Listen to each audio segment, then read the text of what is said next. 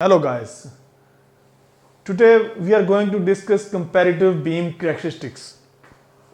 ये एक ज़बरदस्त टॉपिक है मेडिकल फिज़िक्स का कि आप डिफरेंट बीम्स को कंपेयर करें, उनकी डोज डिस्ट्रीब्यूशन को कंपेयर करें।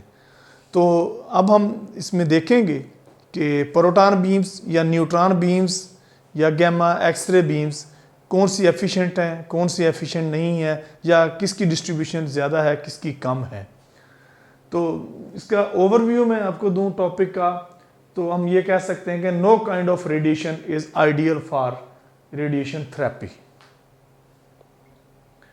यानी आप किसी भी बीम को आइडियल नहीं कह सकते कि ये एग्जैक्टली बेहतरीन है रेडिएशन थेरेपी के। हर एक बीम के एडवांटेज भी हैं और डिसएडवांटेज भी हैं।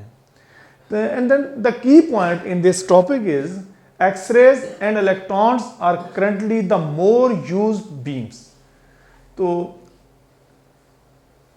ज़्यादातर जो बीम्स यूज़ होती हैं रेडियोथेरेपी में वो एक्सरेज हैं और इलेक्ट्रॉन बीम्स हैं। जिस तरह के लीनियर एक्सीलरेटर भी हमने पढ़ा कि उसके अंदर भी इलेक्ट्रॉन बीम्स यूज़ होती हैं फॉर ट्रीटमेंट भी।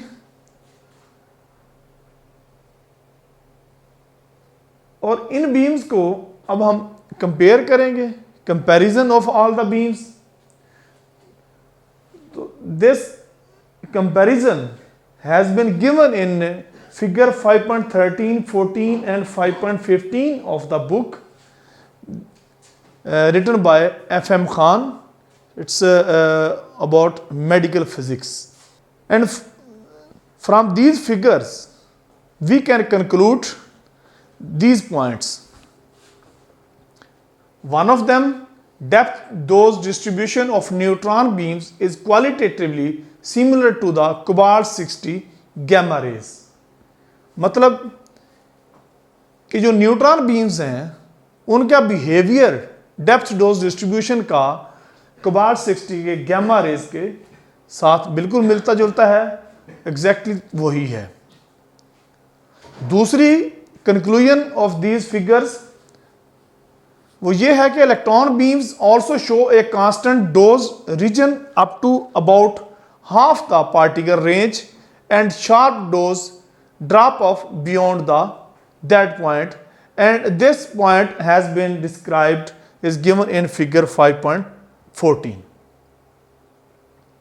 And the third point, point C, is protons on other hand maintain a sharp cutoff in dose beyond the range. तो ये पॉइंट आपको फिगर 5.15 के अंदर मिलेगा कि proton they maintain a sharp cut off in dose beyond the range. वो range क्या है वो आप इस फिगर के अंदर आपको मिल जाएगी। इस लेक्चर के मतलब कोई और पॉइंट पूछना हो तो डिस्क्रिप्शन के अंदर मैंने अपना व्हाट्सएप नंबर दिया हुआ है, आप वहाँ पे मुझसे पूछ सकते हैं। मेरे फेसबुक पेज पे भी पूछ सकते हैं, मेरे इसमें कमेंट करके भी आप पूछ सकते हैं। मैं आपका हर क्वेश्चन का आंसर दे दूँगा इसमें।